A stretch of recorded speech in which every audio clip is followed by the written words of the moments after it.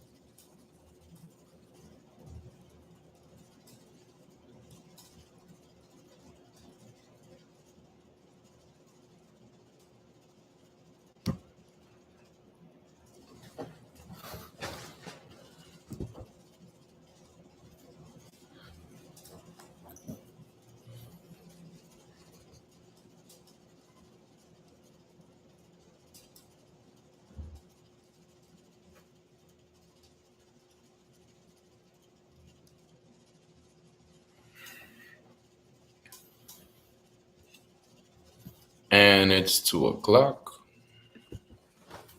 Good afternoon, everybody. Let's wait for some more people to log in.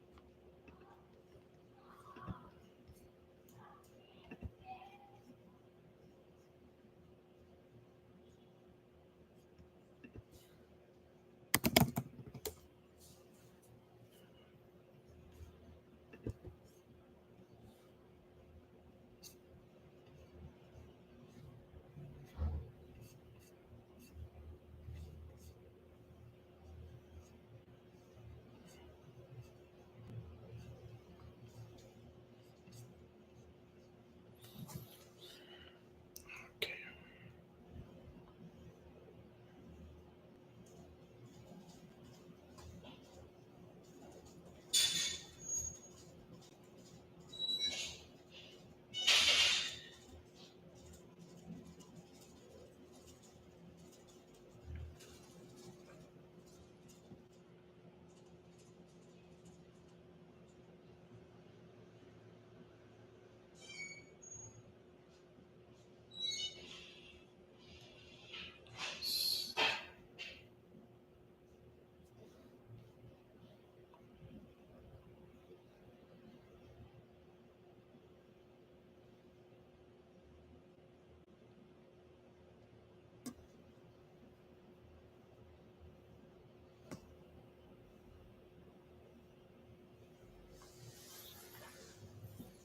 All right, wait one more minute and then we start.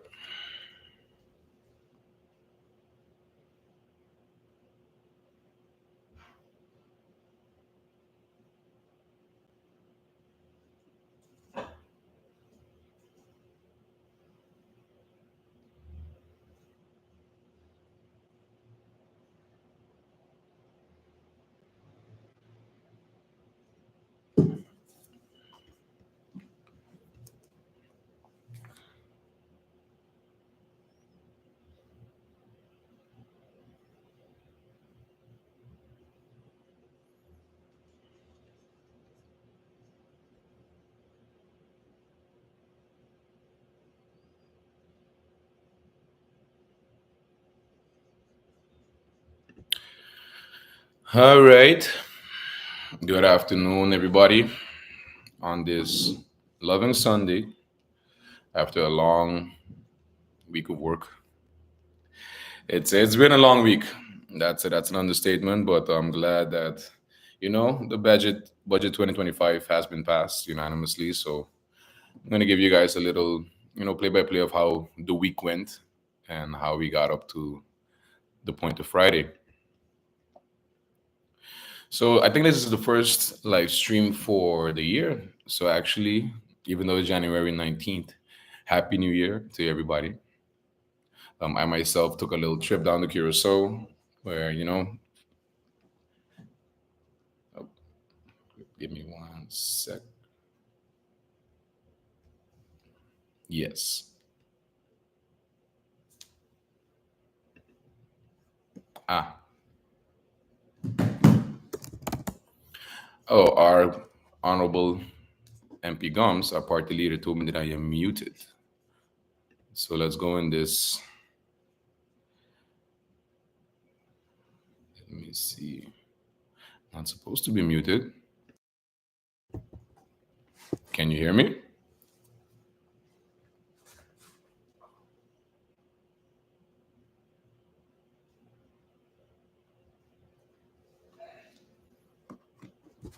That's weird. Let me see.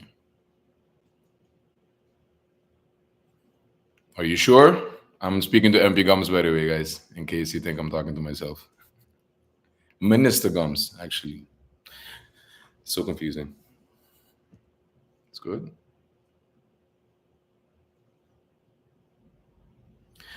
Somebody else is telling me that I'm not muted. So thank you for that, Minister Gums, for that little delay. But yes, so back to 2025. Actually, where was I? I believe I was telling everybody Happy New Year. I was going to tell you what I did for my New Year's. I went back to Curacao for I think the first time in a while for New Year's. Saw my family, so that was fun. And as we came back, we went straight into the budget. And yeah, it's been a long week. For this year, we're gonna try to hold on to the biweekly live streams. So after every meeting week, to give you guys an update as to how it went. And then, starting with the budget debate this week, we started Monday. We were supposed to start at 10 a.m. I myself, I woke up sick that day, and I was going to be late. And then I got a call in the morning that said that we didn't have quorum, and the meeting was postponed. I think it was 1 or 2 o'clock. So we only actually started the budget debate at around 2 p.m. on Monday. Which was we lost half a day, but we got through.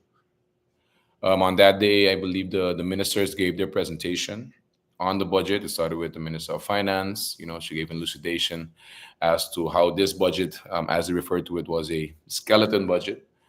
And actually, for me, when I look at the numbers, the budget was also almost balanced. So that was one of the first things that I saw when I was perusing the budget. But yes, so Monday, we had some notifications. Some MPs had some stuff to say, but it was mostly about the ministers and their presentations. And then we switched on to Tuesday, which was the first round of questions. And oh boy, was Tuesday a long day. Every MP spoke, I believe, and all their MPs made their voice heard. Everybody had an opinion on the budget, but also on a lot of many different subjects. And that was it's always nice to see within a public budget debate what all angles everybody takes and where they come from. So that's always exciting. And me myself, when I spoke in the first round, I mentioned a couple things, but I think what stood out the most was my opinion on the casinos, and that I said that actually some of them need to be shut down. Now, of course, I know that legally this is not really possible, and of course, you have a lot of other stuff to look at, like job creation, etc. But my sentiment remains the same. I really think that if we look at the issue that is casinos on St. Martin, it's bad. It's bad. I myself live in Colby. And like I said in my speech, I can walk 2 minutes down the road and I'll find a casino. And at that casino, if I just look a little bit further down the road, I'll see another one. And when you look at the areas, when you look at K Bay, certain areas of Coal Bay where there are low income areas, I think that that's yeah, it's not right. Something needs to be done for sure. Aside from that, I also mentioned something that we've been talking about for a while, which is the LB Hammond tendering. I saw many questions from the MPs coming, and some of them stemmed from issues that, according to them, came from tendering processes either not being followed or not being done correctly. The last one they spoke about was, I think, the marketplace, and that some of the drawings had changed and therefore had to be retendered. So there's a whole back and forth um, from some MPs with the Ministry of Teat in regards to that.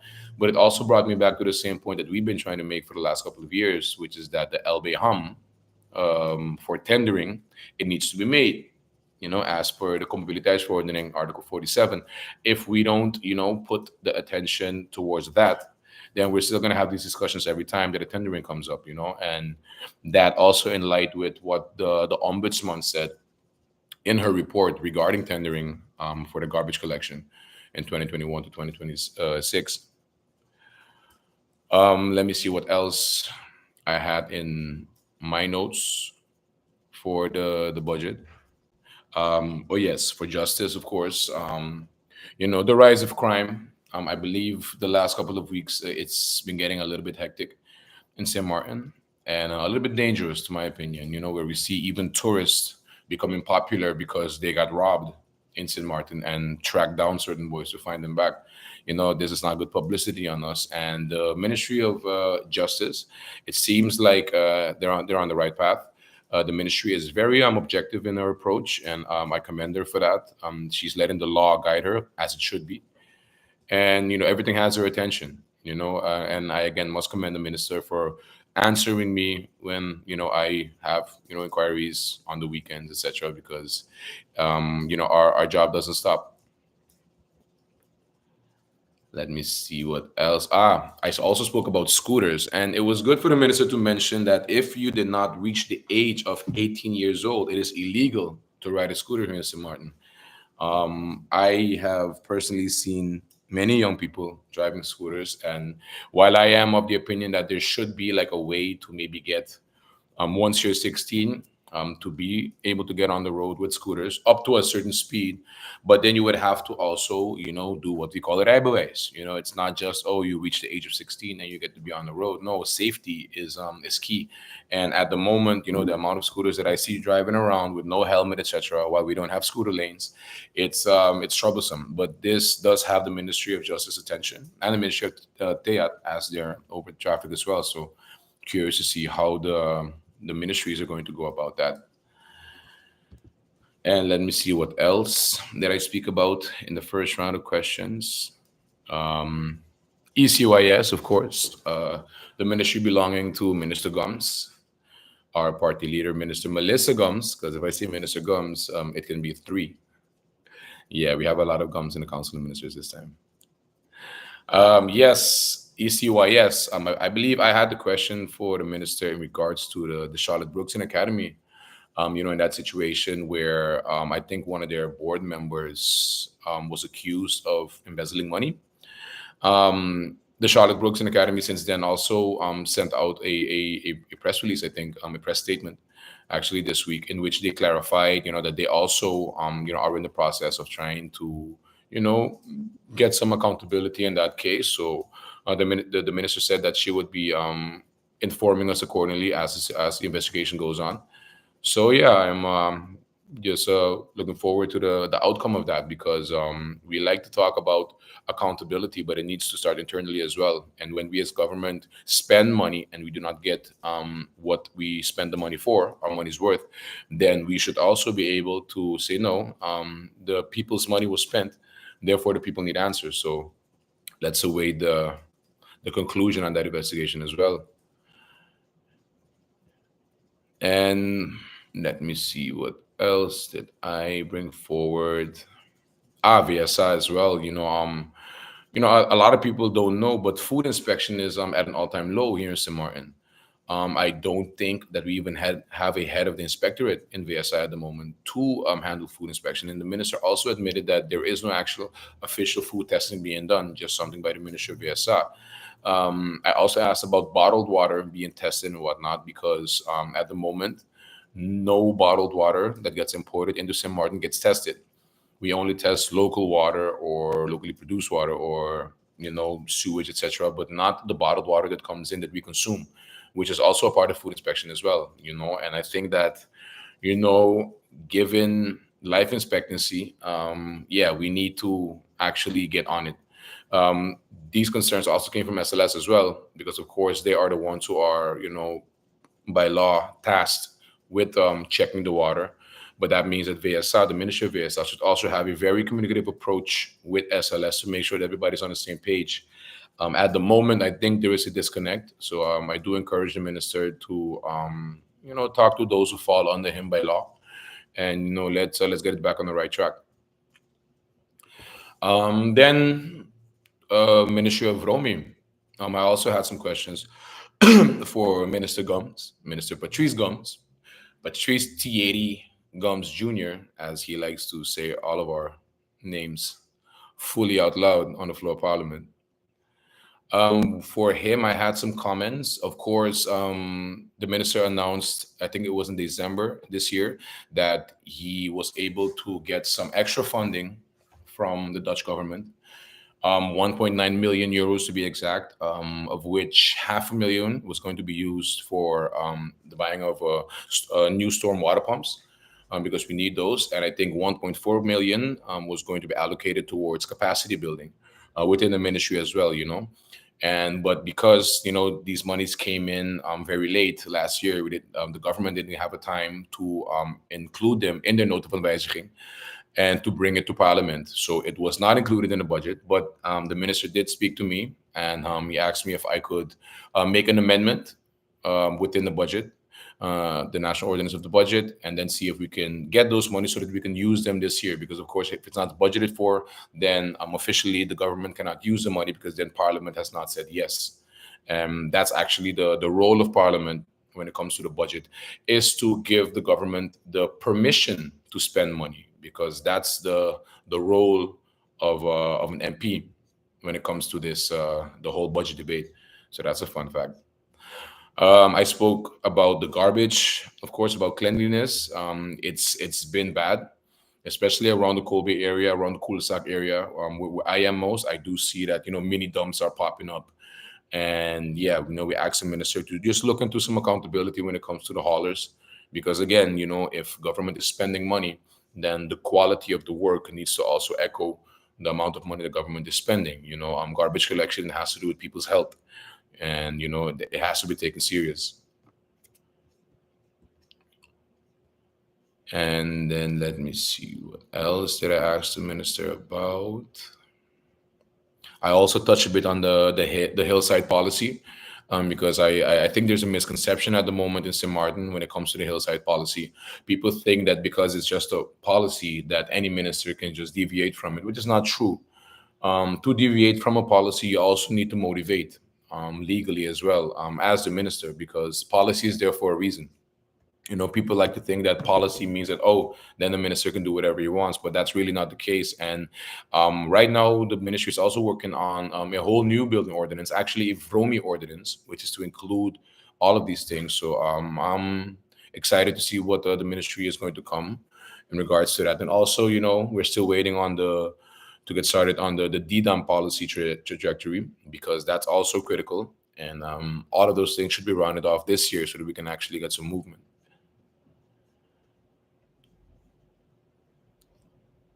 The minister spoke about building permits. I believe there was also a question from one of the MPs in regards to a building stop. They say that the minister announced that there was going to be a building stop at some point. I do not recall this, but I also want to make it clear that PFP was never a proponent of a building stop.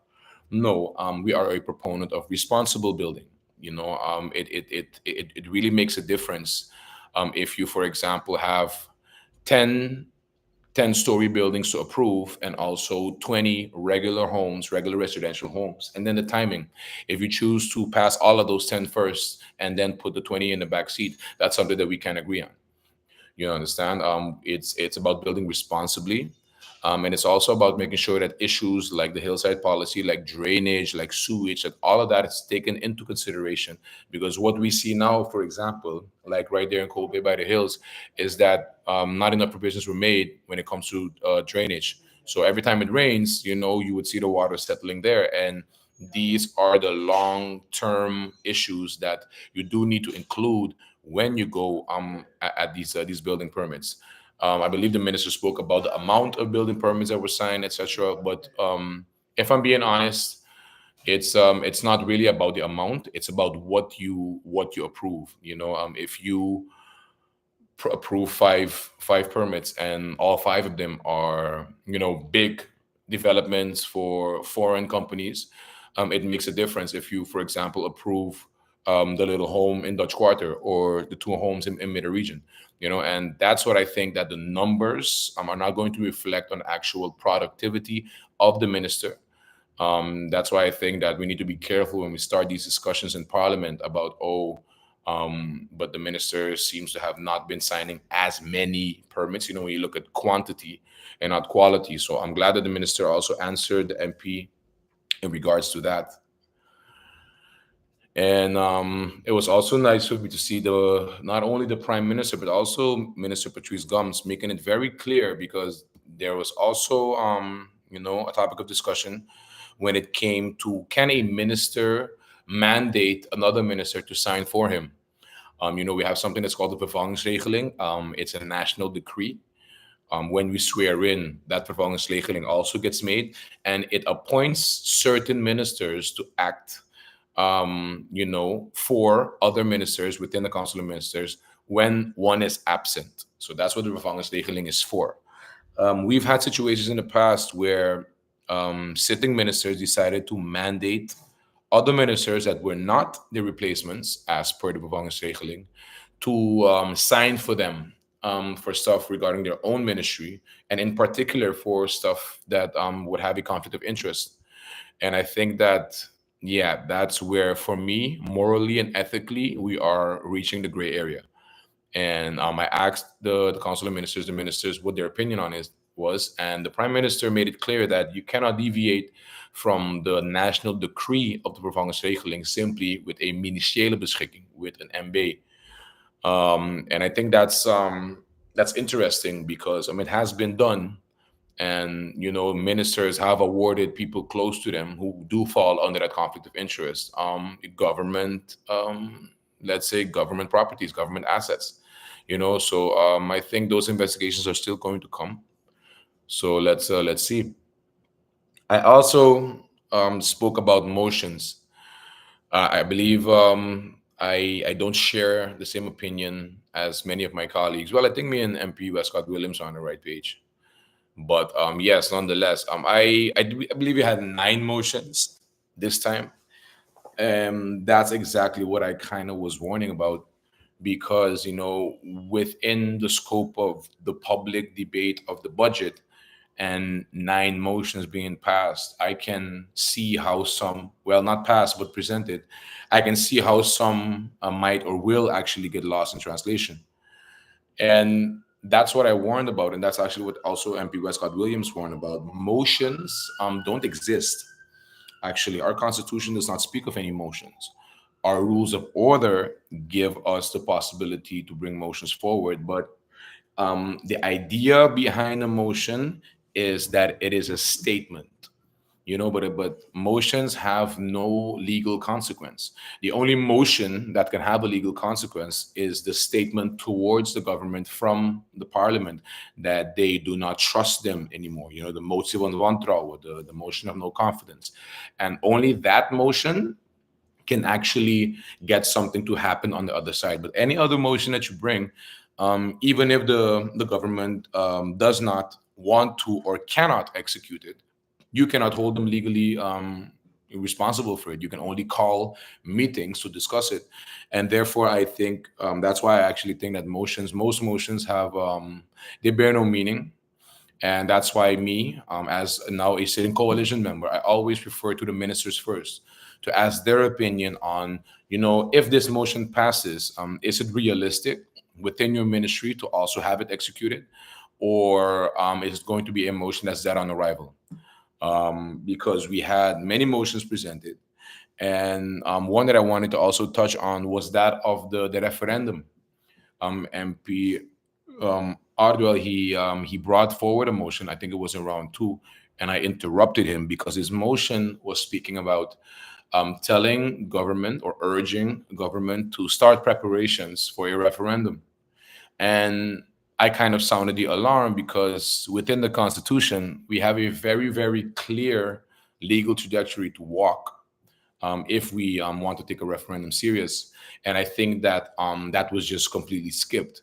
So I interrupted him, and I reminded him of Article 92 of our Constitution that says that a consultative referendum, and actually all referenda, all of them are consultative, that it can only be started on the initiative of Parliament, and not just through a motion in a public debate. No, a referendum, that's a law.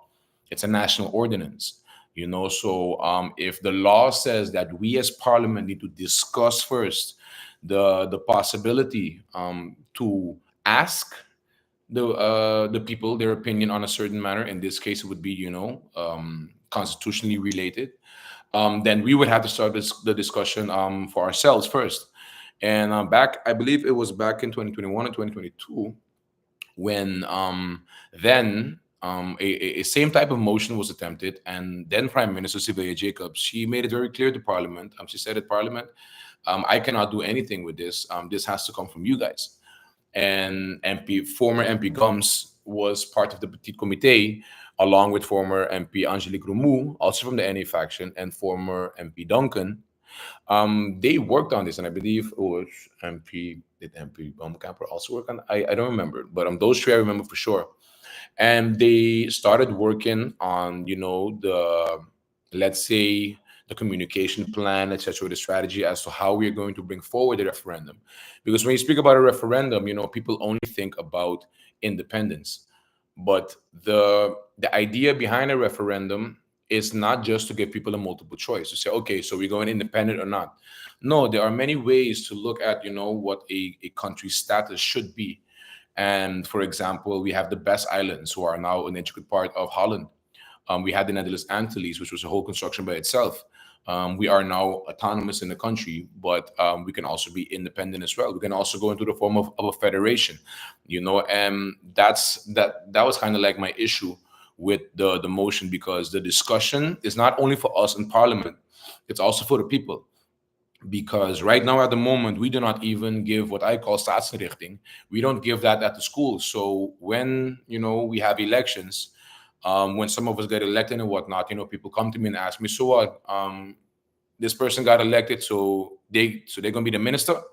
So people don't really understand, for example, the trias politica to begin with. That we have a separation of powers, and that in elections you only vote for MPs, and that the council of ministers needs to be picked by the MPs, according to the law, and it needs to be very separated. And that's why I always also I'm careful with motions that instruct the government to do something, or tell the government to make a policy.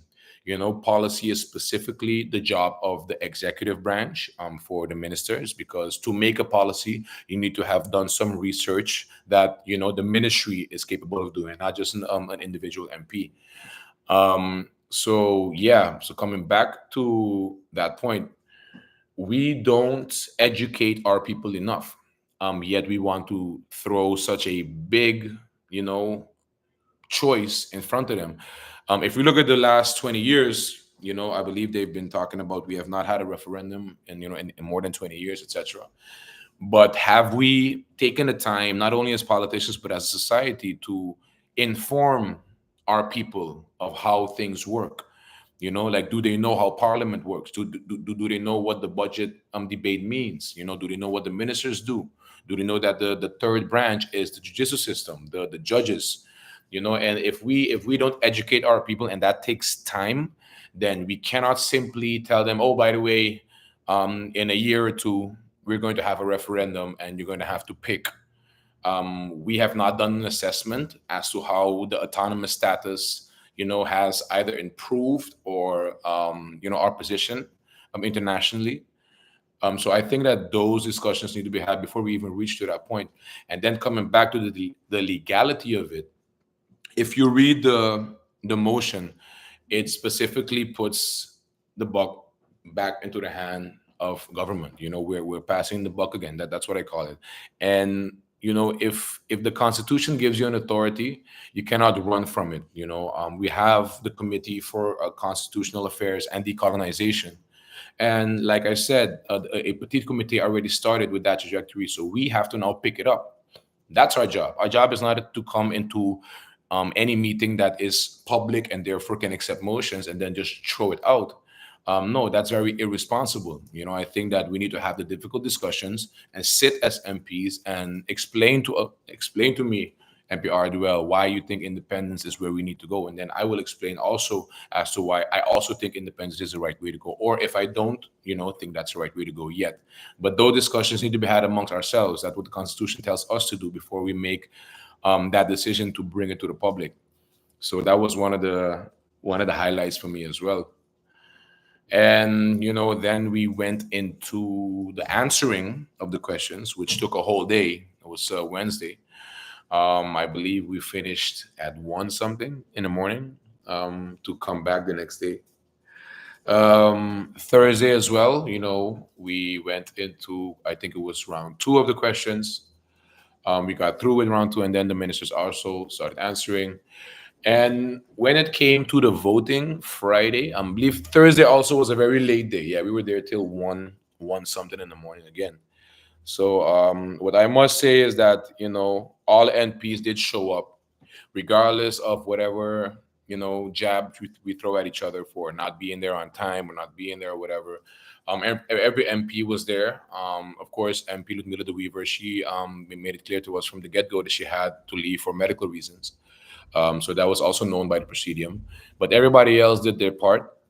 And when it came down to the motions, well, that was interesting because, like I said, we had 9 motions, and we had to read them all out loud, motivate. So the passing of the motions, amendments, and the law, that by itself took about 3 hours, 3 hours and change. So that was our last stretch was indeed a stretch.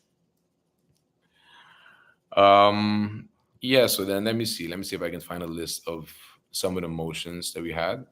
Just to go through them briefly. Give me 1 sec. Let me check. Of course, I do also have to commend MP Shamira Roseberg, because after, a lot of people don't know, but in a public meeting, once the chair of Parliament, she removes herself to speak, because of course as chair you have to be objective, so you can't really speak on the topic. But if you exchange chairs and then the vice chair lady comes, which was MP Roseberg, once she sits, the original chair, so MP Westcott Williams, she could not return back to the seat. So therefore, MP Shamira Roseberg, she had to give up her chance to speak in the second round because, of course, like I said, MP DeWeaver had to leave for medical reasons. So we were kind of stuck with one chair lady, and MP Shamira showed that it's country above self, and she held on to the chair. But of course, she also had 3 motions that she wanted to present. And I do commend my colleagues, MP Veronica Jansa Webster, MP Chris Weaver, and MP Viran Kutai, for taking it upon themselves to present the motions that MP Shamira wanted to bring. The motions that she brought, she consulted with the ministries on it.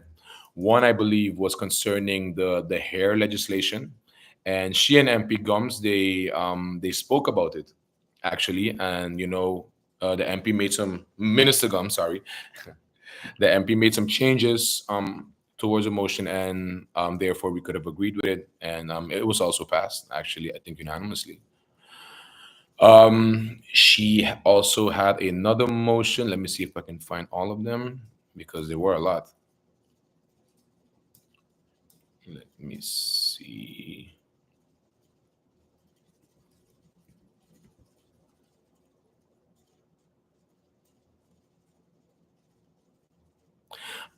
Ah, yes. She also had another motion. That was for legislative lawyers, I believe. It was a motion to kind of assist the YZNW department by looking at BZK to see if they can also help with legislative lawyers as well. And we do have a shortage on legislative lawyers here on the island. And I believe that the prime minister also said that this motion would fall into the scope of what he's already trying to do. So that was also a step towards the right direction. And actually, coming back to legislative work, one of the amendments that was passed was presented by MP La Cruz and MP Otley, and that was also to, I think, for Parliament to acquire legislative assistance. A lot of people think that it's easy to just get lawyers that can write laws, but the legislative trajectory is one that's very specific. You can't just go and study to be a legislative lawyer. I myself, I'm a civil lawyer, and I believe MP Shamira is a criminal lawyer. And my mom, for example, she's a business lawyer. But like the Ghafir, Mr. Garrick, after he finished his master's is when he actually went to I think it was Amsterdam to actually do the trajectory of legislation. So it's something that you follow after you get your master's.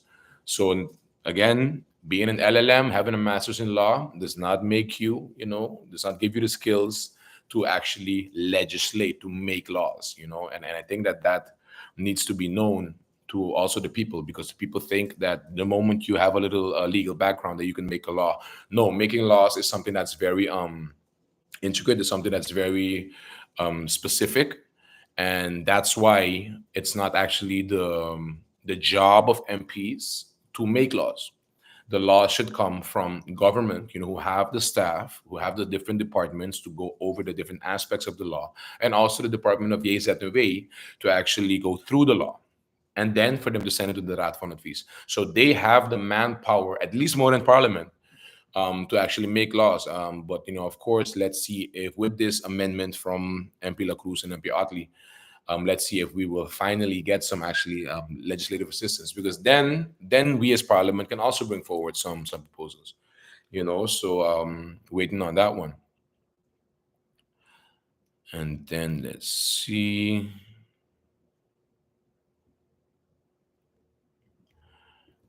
There were so many motions.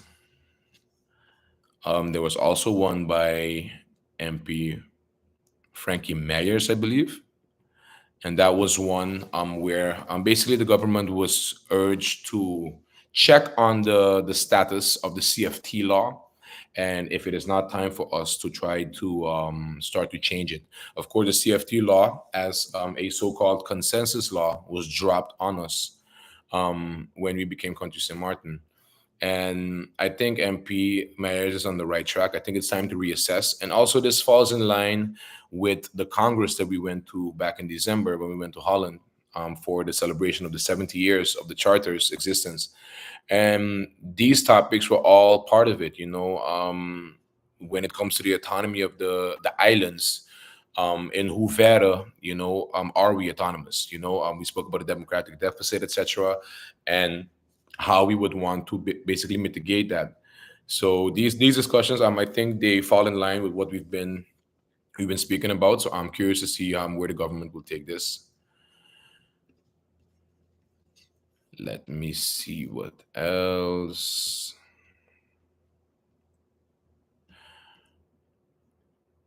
Mm, mm.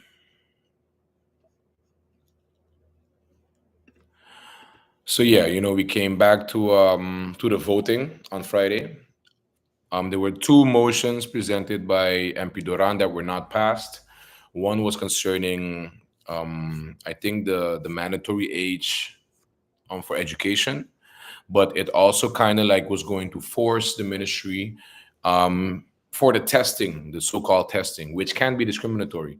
I spoke to Minister Gums about it, and the sentiment behind the motion was good. Because we all do agree with the fact that all children should have the right for education, 100%. I actually was a children rights activist when I was a kid. My mom put me in that since I was, I think, 6 or 7 years old. So some memories are starting to float back. But we spoke with the minister about it, and it was not going to be feasible. And it also might have actually hampered the necessary legal changes that were going to come. So we have to be careful with some of these motions, and also with using motions for public gain on social media. Voting for or against a motion does not make it so that, oh well, then the MPs who voted against are against kids. That's just politics. And the same with the referendum. I believe the referendum motion, it deadlocked 7-7, which means that we would have to vote on it again in the next public meeting. But online after that, I saw that there was a whole movement about, yes, it's we're against independence, etc. But that was never the case. I think PFP has stated publicly that we are also for independence, for a country's right of self-determination, but it has to be at the right time. You cannot become a country if you are not financially sustainable. You cannot become a country if you don't have your military in check. You cannot become a country if your passport does not guarantee your citizens to actually travel the world as we can now. So all of those preparatory trajectories still needed to be walked before we even reach to the point of a talk of independence. And that's how we would want to approach it. So the discussions need to be had, and I think that right now this it's an opportunity for it. But let's not skip the discussion and move forward to motions, because the motion is still going to be dead on arrival, even if it passes. So and then another motion that was presented, also by MP Duran. Let me see. Oh yeah, that was one concerning Mullet Bay. And I think that when we want to touch Mullet Bay, for example, something that's been in litigation, has been in court, that we are not the owner of, because as we said, the central bank is now the owner of the property. We cannot motion the government to put their hands back in that. It's simply legally not possible, and the Minister of Finance made it clear as well. But yeah, so I do get the MP's sentiments, though, because of course, when it comes to Mullet Bay, we do want some type of guarantee, or actually want to find a way to get it back to the people. And we're not speaking on the beach part. Again, it is a very big misconception when we speak about Mullet Bay, is that the beach part is also part of it. No, we excluded the beach part under Miklos Gitterson back then. So that part is not an issue. They're talking about the land in the back with the golf course, etc., where the resorts were. So yeah, curious to see how that one is going to play out. Let me see what else.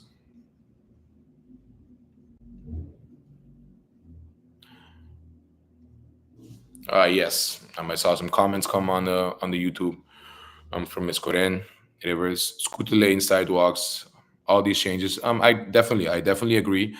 These changes are necessary, but of course, when we look at St. Martin's infrastructure, the changes that we want to propose, it's going to take time. To make a sidewalk or a bicycle lane in areas where it is necessary. That takes time. And that is something that I think the people of St. Martin need to also realize, that all changes come with a difficult period of actually working on it. There is no right time to start working on bicycle lanes. If we start working on it now, it's going to be before the regatta, and then you're going to get complaints. If we start doing it after that, then they're going to say, oh, but carnival is coming up, you're going to mess up our roads while we have so many tourists coming in. Okay, fine, you can postpone it, but then they will tell you that you can't do it before summer because everybody's coming down and Smartin's going to be busy. Then you would want to wait for the low season to reach to start working on the roads. And then they'll tell you, well, hurricane season is coming up. So we do need to be careful as to how we go about that. Hurricane season is all the way up in October, November. And, when the ministers started to work on the potholes, I think it was in November, October, the complaints that we got were, oh, why are you guys doing this before the holidays? So it needs to be made clear to the people of St. Martin that these changes need to come, period. And at some point, all of us, not only the politicians but the whole population, we all need to bite the bullet and go through these next years, of, I call it overgang, you know and we call it progress. And after that is when we would get the product that we need. But you will not see the fruits, that you're trying to grow, until you give the tree, the space and the time to actually reach to that point. So I do agree with you. Ms. Rivers. That's definitely necessary, and I think that that also has the minister's attention as well, most definitely. And yes, coming back to the voting, I believe all amendments were passed. I think unanimously as well. And I do want to commend the MPs and thank them for also passing my amendment for the 1.9 million euros as extra money for the ministry. And when it came down to the voting, I was curious to see how the MPs would vote. Of course, me and former MP Gums, now Minister, we were part of the first group, along with former MP Bumcamper, etc., to actually vote for a budget that was not, that did not come from our government. We were opposition members then, and of course, up until then, it was always the case that, if you're opposition, you vote against the budget. If you're coalition, you vote for the budget. And that's been the case for the last terms. But we kind of started to shift it. And I believe that this Friday, to my opinion, it actually shifted completely in the right direction. Where not only the coalition members but all opposition members, they voted for the budget, regardless if they had their differences of opinion and their sentiments on the budget.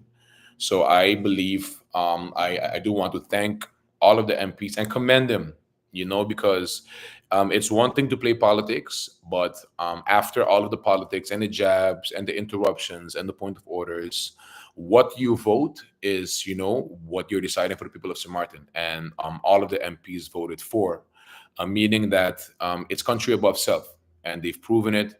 And I do look forward to see how things develop within the next 4 years. Of course, it also depends on how the government acts. If the government maintains, how they are doing things right now, I think that we're definitely on the right track. So yeah, long story short, we passed the budget, 14 votes for, zero against. And now it's time for the ministers to work. Now is the time to bring us the proposed budget amendment that we should be getting around May, which will, give the budget a little bit more oomph. You won't really call it a skeleton budget then anymore, but it'll get some meat. So I'm looking forward to that. And let me see what else. In February, I believe we can expect the Ministry of ECYS, Minister Gums, to bring the higher education ordinance. I believe it has already been sent to YZNW or Raad van Advies. I cannot remember. I'm going to ask the minister to confirm. But indeed, it is in its final stages. So I'm looking forward to receiving that law and actually working on it from Parliament to make sure that it gets the attention that it needs. And also in March, the law with the FBE amendments, that's also coming forward. So we can look forward to that from the Ministry of ECYS. From Vromi's side, I think we are going to get some leeway on the DDAM policy that we need to make. I am also going to try to assist the minister in all ways that I can from the Parliament side. Of course, I'm going to also speak with MP York, Darrell York, who is the chairman of the Vromi committee, to see what meetings we can schedule with or without the minister's presence. But for some discussions that still need to be had amongst MPs, in regards to Vromi, because I do think that at this point there's still a lot of misinformation coming about Vromi. I don't think that all MPs understand how Vromi works completely, and I think that that's just a matter of having a conversation. So yeah, I'm looking forward to requesting the presidium for some of those meetings as well. And I'm also looking forward to a topic that MP York brought forward to me, and that's in regards to private land and succession land.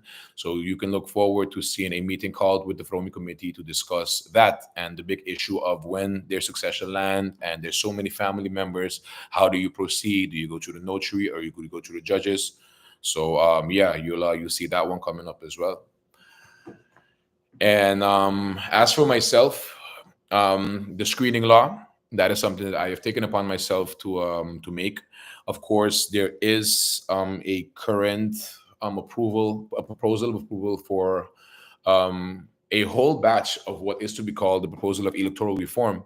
I believe MP Westcott Williams spoke to me about this, and in that package, it should include the screening law. I personally do not want to wait. I think that that is something that is and is always going to be an issue when it comes to every new government that sits, every new election that sits, every new council of ministers that has to swear in. So I will take it upon myself to try to work on that. MP Shamira Roseberg, she also told me that she would be willing to assist with that. So it might be a joint venture. So yeah, those are the stuff to look forward to. I would say for the next couple of months.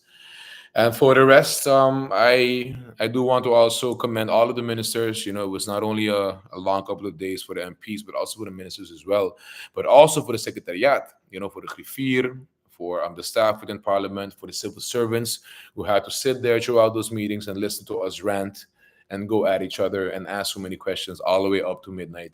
So, you know, thank you all once again. It was a long week, but productive and successful.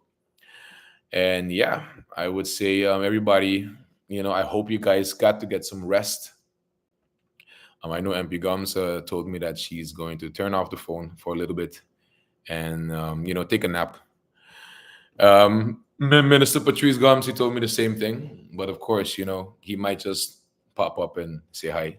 So yeah, guys, I believe that was my update for now. Oh, what's this? What's AI doing? Oh, I see AI made a video of me and MP York giving each other a hug. Yeah, man. Why not? Thank you, ChatGPT. Yes. Let me see. I don't really see too many other questions. Nope. Well, then I would want to wish, you know, everybody, you know, a happy Sunday fun day. Be safe on the road, guys, especially you scooter drivers. You know, it's raining. And let's keep St. Martin friendly. Bon, bon, Manson. I will see you guys most likely in 2 weeks. I think this next week is a non-meeting week. So after that, I'm looking forward to maybe seeing some committee meetings called, maybe some pending public meetings that we need to round off. So when once we get the convocation, we'll make sure to keep you guys abreast of everything. Yes. All right, guys. Thank you for tuning in. Keep in touch. PFP.